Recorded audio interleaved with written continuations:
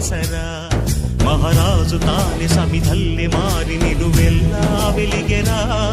భోగాన్ని విడిచి త్యాగాన్ని వలచి తాపసిగా నిలిచెరా. జనక్షేమమే తన సంకల్పముగా, తన ఊపిరి హోమజ్వాలలుగా స్వర్గాన్నే శాసించెనురా, అమృతమును ఆహ్వానించెనురా.